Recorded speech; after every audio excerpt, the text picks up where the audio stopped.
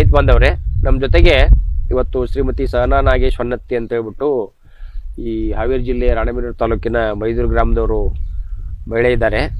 ಅವರು ಈ ಒಂದು ಹಾಲಿನ ಬೇಸಾಯದಲ್ಲಿ ಏನು ನಾವು ಹೈನುಗಾರಿಕೆ ಮಾಡ್ತಾ ಇದ್ದಾರೆ, ಸಾಕಷ್ಟು ರೈತರು ಮಾಡ್ತಾ ಇದ್ರು ಕೂಡ ವಿಭಿನ್ನವಾಗಿ ಅವರು ಹೈನುಗಾರಿಕೆಯನ್ನು ಮಾಡ್ತಾ ಇದ್ದಾರೆ. ನಮಸ್ಕಾರ ಮೇಡಮ್ ಅವರೇ. ನಮಸ್ಕಾರ. ನೀವು ಇದನ್ನ ಯಾಕೆ ಸ್ಟಾರ್ಟ್ ಮಾಡಿದ್ರಿ, ಮತ್ತೆ ಇದೇ ತಳಿಯನ್ನ ಯಾಕೆ ಆಯ್ಕೆ ಮಾಡಿದ್ರಿ? ಸರ್, ಇದನ್ನ ಯಾಕೆ ಸ್ಟಾರ್ಟ್ ಮಾಡಿದ್ವಿ ಅಂತಂದ್ರೆ, ಒಂದು ವಿವರ್ ಇಂಜಿನಿಯರ್ಸು, ಕೆಲಸ ಮಾಡ್ತಾ ಇದ್ವಿ, ಆಯ್ತು, ಸಂಬಳ ಬರ್ತಾ ಇತ್ತು, ವಿ ಎಂಜಾಯ್ಡ್ ಅವರ್ ಲೈಫ್, ಮುಗೀತು. ಮತ್ತೆ ಇನ್ನ ಏನು ಅಂತಂದ್ರೆ, we wanted to do something, ಜನರಿಗೆ ಏನಾದರೂ ಮಾಡಬೇಕು ಅಥವಾ ನಮ್ಮ ಹೆಲ್ತ್ಗೋಸ್ಕರ ಏನಾದರೂ. ಬೆಳಗಿನ ರಾತ್ರಿವರೆಗೂ ಎ ಸಿ ಒಳಗೆ ಕುತ್ಕೊಂಡು ಕಂಪ್ಯೂಟರ್ ಮುಂದೆ ಕುತ್ಕೊಂಡ ಅದು ಲೈಫ್ ಅನಿಸ್ಲಿಲ್ಲ, ಒಂಥರ ಬೋರ್ಡಮ್ ಸ್ಟಾರ್ಟ್ ಆಯ್ತು ರೀ. ಸೊ ಹಂಗಾಗಿ ನಮ್ಮ ಊರ ಕಡೆ ಬಂದು ಏನಾದ್ರು ಮಾಡಬೇಕು ಅಂತ ಅಂದ್ಕೊಂಡ್ವಿ. ಸೊ ಇದರಲ್ಲಿ ಇದನ್ನ ನಾವು ಚೂಸ್ ಮಾಡ್ಕೊಂಡ್ವಿ. ಈ ಗಿರ್ ತಳಿಯನ್ನೇ ಯಾಕೆ ನೀವು ಆಯ್ಕೆ ಮಾಡಿದ್ರಿ? ಸರ್, ಹೈನುಗಾರಿಕೆ ನಾವು ಚೂಸ್ ಮಾಡಿದ್ದು ಮಿಲ್ಕ್ ಮಾರಾಟ ಮಾಡಬೇಕು, ಹಾಲನ್ನ ಮಾರಾಟ ಮಾಡಬೇಕು. ಯಾಕಂದ್ರೆ ಹಾಲು ಅನ್ನೋದು ಹುಟ್ಟಿದ ಮಗುವಿಂದ ಹಿಡಿದು ನಾವು ಇನ್ನೇನು ಎಂಡ್ ಆಫ್ ದ ಲೈಫ್ ಅಲ್ಲಿವರೆಗೂ ನಾವು ಕುಡಿತಾನೆ ಇರ್ತೀವಿ. ಹಾಲಾದ್ರೂ ಕುಡಿತೀವಿ, ಟೀ ಕಾಫಿ ಏನೋ ಒಂದು ಬೇಕೇ ಬೇಕು. ಬೆಳಿಗ್ಗೆ ಎದ್ದ ತಕ್ಷಣನೂ ಬೇಕು, ಮಲಗುವಾಗನೂ ಬೇಕು. ಹಂಗಂತ ಹೇಳಿ ನಾವು ಹಾಲದ ಬಗ್ಗೆ ಏನಾದ್ರು ಮಾಡ್ಬೇಕಂತ ಹೇಳಿ ಚೂಸ್ ಮಾಡಿದ್ವಿ. ಅವಾಗ ಇದೇ ತಳಿ ಯಾಕೆ ಚೂಸ್ ಮಾಡ್ಕೊಂಡ್ವಿ ಅಂದ್ರೆ, ಸಾಕಷ್ಟು ಇಂಡಿಯನ್ ದೇಸಿ ತಳಿ ಇದಾವ್ರಿ. 2 ವಿಭಾಗವಾಗಿ ವಿಂಗಡಿಸ್ತಾರೆ. ಒಂದು ಮಿಲ್ಚಿಂಗ್, ಒಂದು ಡ್ರಾಟ್ ಬ್ರೀಡ್ಸ್ ಅಂತ ಹೇಳಿ. ಮಿಲ್ಚಿಂಗ್ ಬ್ರೀಡ್ಸ್ ಅಲ್ಲಿ ಇದು ಗಿರ್ ತಳಿದು ಒಂದು ಮಹತ್ವವಾದ ಸ್ಥಾನ ಪಡೆದಿತ್ರಿ. ಆಯುರ್ವೇದನಲ್ಲಿ ಎಲ್ಲಿ ನೋಡಿದ್ರು ಅಲ್ಲಿ ಗಿರ್ ತಳಿ ಹಸುವಿಂದ ಇದ್ದ ಹಾಲು, ಘೃತ, ಅದರದ್ದು ಅಂದ್ರೆ ತುಪ್ಪ ಆಗ್ಲಿ, ಮಜ್ಜಿಗೆ, ಮೊಸರು, ಅದರಿಂದ ತುಂಬಾ ಬೆನಿಫಿಟ್ಸ್ ಆಗ್ತಾ ಇತ್ತು. ಸೊ ಹಂಗಾಗಿ ಈ ಬ್ರೀಡ್ ನ ಚೂಸ್ ಮಾಡ್ಕೊಂಡ್ವಿ ನಾವು. ಇವಾಗ ಈ ಒಂದು ಹಾಲಿನ ಉತ್ಪಾದನೆ ಒಳಗೆ, ಈ ಹಾಲಿನೊಳಗೆ ಏನಾದ್ರೂ ಹೆಚ್ಚಿನ ಪ್ರೋಟೀನ್ ಅಂಶ, ಕೊಬ್ಬು ಮತ್ತೆ ಮಿನರಲ್ಸ್, ವಿಟಮಿನ್ಸ್ ಏನಾದ್ರು ಜಾಸ್ತಿ ಇದೆಯಾ ನಾರ್ಮಲ್ ಹಾಲಿಗೆ ಕಂಪೇರ್ ಮಾಡಿದ್ರೆ?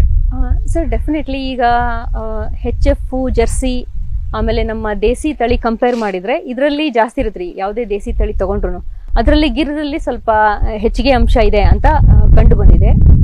ಸೊ ಯಾವುದೇ ಮಿಲ್ಕಲ್ಲಿ ಒಂದು ಅರೌಂಡ್ 87% ಹಾಲಿನಲ್ಲಿ 87% ನೀರಿರುತ್ತೆ. ಅದನ್ನ ಬಿಟ್ರೆ ಸ್ವಲ್ಪ ಮಿನರಲ್ಸು, ಸೊ ಯಾವುದೇ ಥರದ ಅಲರ್ಜಿ ಆಗಲಿ, ಆಮೇಲೆ ಬೋನ್ ಡೆನ್ಸಿಟಿ ಇನ್ಕ್ರೀಸ್ ಮಾಡುತ್ತೆ. ಈಗ ಜಾಸ್ತಿ ಬ್ಲಡ್ ಪ್ರೆಷರ್ ಎಲ್ಲ ಬರುತ್ತೆ ರೀ, ಕೊಲೆಸ್ಟ್ರಾಲ್ ಎಲ್ಲ ಜಾಸ್ತಿ ಇರುತ್ತೆ ಬೇರೆ ಹಾಲಲ್ಲಿ, ಇದರಲ್ಲಿ ಕಡಿಮೆ ಪ್ರಮಾಣದಲ್ಲಿ ಇರುತ್ತೆ. ನಿಮ್ಮಲ್ಲಿ ಇಲ್ಲಿ ಒಟ್ಟಾರೆ ಎಷ್ಟು ಹಾಲಿನ ಉತ್ಪಾದನೆ ಆಗ್ತಾ ಇದೆ ಇವಾಗ? 60 ಲೀಟರ್ಸ್ ಆಗುತ್ತೆ. ಬೇಡಿಕೆ ತುಂಬಾ ಐತಿ, ಜಾಸ್ತಿ ಜನ ಇದನ್ನ ಮಾಡ್ಬೇಕು. ಆಮೇಲೆ ಎಲ್ರದೂ ಹೆಲ್ತ್ ಸುಧಾರಿಸ್ಬೇಕು, ನಮ್ಮ ಮನೆಯವ್ರದಂತ ಅಷ್ಟೇ ಅಲ್ಲ. ಈಗ ನಾನು ಎಷ್ಟ್ರ ಮಟ್ಟಿಗೆ ಮಾಡ್ಬೋದು ಅಂದ್ರೆ, ಸುತ್ತಮುತ್ತ ಹಳ್ಳಿ ಅಥವಾ ಪೇಟಿ ಲೈಕ್ ದಾವಣಗೆರೆ, ಬ್ಯಾಡಗಿ ಇಲ್ಲಿದ್ ಕವರ್ ಮಾಡ್ತೀನಿ. ಇನ್ನ ಸಿಕ್ಕಾಪಟ್ಟೆ ಎಕ್ಸ್ಪ್ಯಾಂಡ್ ಮಾಡ್ಬೇಕು ಇದನ್ನ. ಓಕೆ. ಈಗ ಇದ್ರದ್ದು ನೀವು ಡೈರೆಕ್ಟ್ ಮಾರ್ಕೆಟಿಂಗ್ ಮಾಡ್ತೀರಿ? ಡೈರೆಕ್ಟ್ ಮಾರ್ಕೆಟಿಂಗ್ ಮಾಡಿವಿ. ಅಂದ್ರೆ ನಿಮ್ಮವರಿಗೆ ಹೋಗ್ಬಿಟ್ಟು ಅದನ್ನ ಮನೆ ಮನೆ ತಲುಪಿಸಿ ಬರುವಂತ ಒಂದು ಕೆಲಸ ಆಗ್ತದೆ. ಹೌದು ಸರ್, ನಾವು ಸ್ಟಾರ್ಟ್ ಮಾಡಿದ್ದು ಇದನ್ನ 12 ಹಸುವಿಂದ ಸ್ಟಾರ್ಟ್ ಮಾಡಿದ್ವಿ. ಬಂದಾಗ ಒಂದೇ ಕರು ಹಾಕಿತ್ರಿ. ಸೊ ಒಂದಷ್ಟೇ ಹಾಲು ಕೊಡ್ತಾ ಇತ್ತು. ಬೆಳಗ್ಗೆ 6 ಲೀಟ್ರು, ಸಂಜೆಗೆ 6 ಲೀಟ್ರು. ಮನೆಗೆ ಒಂದಿಷ್ಟು ಇಟ್ಕೊಂತ ಇದ್ವಿ, ಇನ್ನೊಂದಿಷ್ಟು ಗೊತ್ತಿರೋರ್ಗೆ. ಆಕ್ಚುಲಿ ಇದ್ರ ಕಾನ್ಸೆಪ್ಟ್ ಏನಂದ್ರೆ, ಇದು ಗ್ಲಾಸ್ ಬಾಟಲ್ ಯಾಕೆ ಚೂಸ್ ಮಾಡಿದ್ವಿ ಅಂತ ಹೇಳಿದ್ರೆ, ಒಂದು ನ್ಯೂಟ್ರಿಯೆಂಟ್ ಇಂಟ್ಯಾಕ್ಟ್ ಆಗಿರತ್ರಿ.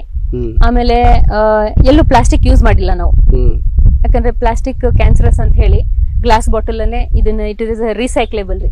ಮತ್ತೆ ಸೊ ಪ್ಲಾಸ್ಟಿಕ್ ರೀಸೈಕಲ್ ಆಗಲ್ಲ, ಸುಮ್ನೆ ನಾವು ಬರ್ಡನ್ ಮಾಡ್ತಾ ಹೋಗ್ತೀವಿ, ಭೂಮಿಗೆ ಭಾರ ಆಗುತ್ತೆ. ಹಂಗಂತ ಹೇಳಿ ಇದು ಚೂಸ್ ಮಾಡಿದ್ವಿ. ಹಾಲಿನ ಪ್ರೊಡಕ್ಷನ್ ನ ಫಸ್ಟ್ ಅನ್ಕೊಂಡಿದ್ದು ಒಂದು ಹೆಸರು ಇಡ್ಬೇಕು ಅಂತ ಹೇಳಿ, ಯಾಕಂದ್ರೆ ಅದಕ್ಕೊಂದು ಮೀನಿಂಗ್ ಕೊಡ್ಬೇಕ್ರಿ. So have to recognise, milk ನ ರೆಕಗ್ನೈಸ್ ಮಾಡ್ಬೇಕು.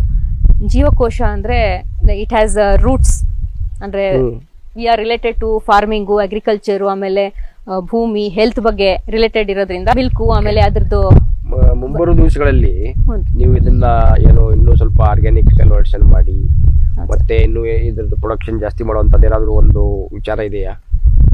ಡೆಫಿನೆಟ್ಲಿ ಇದೆ ಸರ್. ಆರ್ಗ್ಯಾನಿಕ್ ಅಂದ್ರೆ ನಾವು ಏನು ಇವಾಗ ಹಾರ್ಮೋನಲ್ ಇಂಜೆಕ್ಷನ್ಸ್ ಆಗ್ಲಿ ಬೇರೆ ಏನು ಕೊಡ್ತಾ ಇಲ್ಲ, ಫೀಡ್ ಬೆಳಿತಾ ಇದೇವಿ. ಅದಕ್ಕೂ ಏನು ನಾವು ಫರ್ಟಿಲೈಸರ್ ಅಂದ್ರೆ ಇದ್ರದೇ ಗೊಬ್ಬರ ಹಾಕ್ತಾ ಇದೀವ್ರಿ, ಬೇರೆ ಕಡೆಯಿಂದ ತಂದು ಹಾಕ್ತಾ ಇಲ್ಲ.